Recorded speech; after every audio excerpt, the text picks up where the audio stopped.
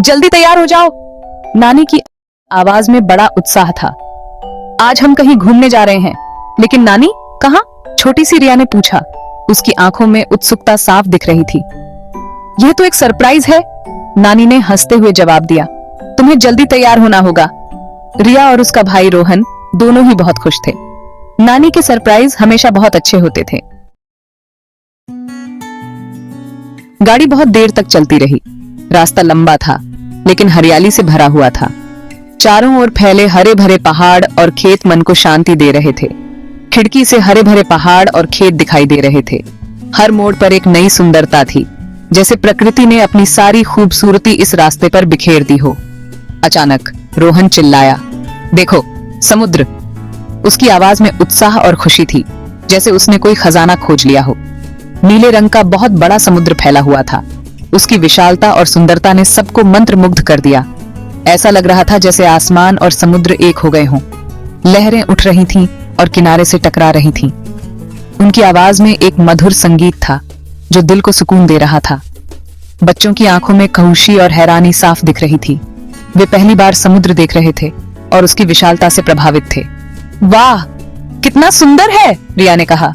उसकी आंखों में चमक थी और चेहरे पर मुस्कान। उसने इससे पहले कभी समुद्र नहीं देखा था। नानी मुस्कुराईं। उनके चेहरे पर पुरानी यादें ताजा हो गईं। बच्चों की खुशी देखकर उन्हें बहुत अच्छा लग रहा था। वे रेत में खेल रहे थे, लहरों के साथ दौड़ रहे थे और अपनी नई खोज का आनंद ले रहे थे। समुद्र की ठंडी हवा और लहरों की आवाज ने सबको एक नई ऊर्जा दी थी। यह दिन उनके जीवन का एक यादगार दिन बन गया था। नंगे पैर रेत पर चलने का अपना ही मजा था। रिया और रोहन रेत पर दौड़ रहे थे, सीपियां और शंख ढूंढ रहे थे। नानी देखो मुझे क्या मिला, रोहन ने एक चमकदार सीप दिखाते हुए कहा। वाह, यह तो बहुत सुंदर है, नानी ने कहा। समुद्र हमें कितने सारे तोहफे देता है। बच्चे बहुत देर तक समुद्र किनारे खेले। उन्होंने रेत के घर बनाए, लहरों में दौड़ लगाई और बहुत सारी सीपियां जमा की। नानी बच्चों को समुद्र में तैराने ले गईं। पानी ठंडा और ताजा था। रोहन पानी में छपांग लगा रहा था, जबकि रिया डर के मारे नानी से चिपकी हुई थी। डरो मत रिया, मैं तुम्हारे साथ हूं, नानी ने प्यार से कहा। धीरे धीरे रिया का डर कम हुआ।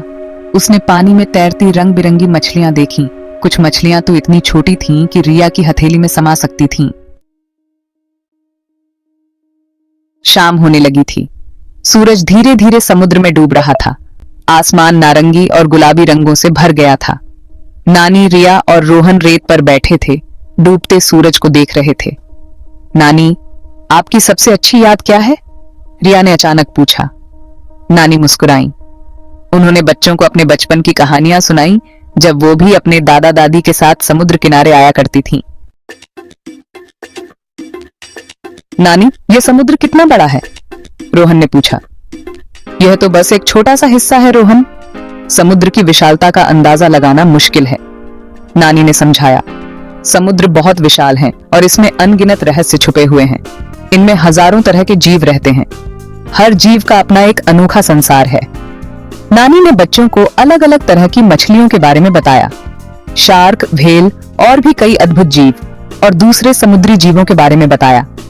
समुद्र के नीचे की दुनिया बहुत ही रोचक और रहस्यमयी है। उन्होंने समुद्र के फायदों के बारे में भी बताया कि कैसे यह हमें सांस लेने के लिए हवा देता है। समुद्र के पौधे जैसे कि समुद्री घास और शैवाल ऑक्सीजन का उत्पादन करते हैं, जो हमारे जीवन के लिए आवश्यक है और हमारे ग्रह को सुरक्षित रखता है। समुद्र का संरक्षण करना हमारी जिम्मेदारी है, ताकि आने वाली पीढ़ियां भी इसकी सुंदरता और महत्व को समझ सकें। नानी ने बच्चों को समुद्र के किनारे चलने के लिए कहा, ताकि वे उसकी सुंदरता को और करीब से देख सकें। बच्चों ने समुद्र के किनारे से शंख और सीपियां उठाईं और नानी ने उन्हें उनके बारे में बताया।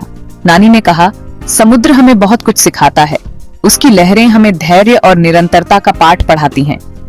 समुद्र की गहराई हमें यह सिखाती है कि ज्ञान की कोई सीमा नहीं होती। बच्चों ने नानी की बातों को ध्यान से सुना और समुद्र की ओर देखा। वे समझ गए थे कि समुद्र केवल पानी का विशाल भंडार नहीं, बल्कि ज्ञान और जीवन का स्रोत भी है। अगले दिन घर वापस जाने का समय आ गया। बच्चों को समुद्र किनारे से जाना बिल्कुल भी पसंद नहीं आ रहा था। नानी, क्या हम फिर से आएंगे? रिया ने उदास होकर पूछा। जरूर आएंगे बेटा, नानी ने प्यार से कहा। समुद्र तो हमेशा यहीं रहेगा, हमारा इंतजार करता हुआ। गाड़ी में बैठते हुए बच्चे अपनी यात्रा की यादों में खोए हुए थे। उनके पास बताने के लिए बहुत सारी कहानियां थीं। घर पहुंचकर रिया और रोहन ने अपनी मां को अपनी यात्रा के बारे में बताया। वे बहुत उत्साहित थे और उनकी आंखों में चमक थी।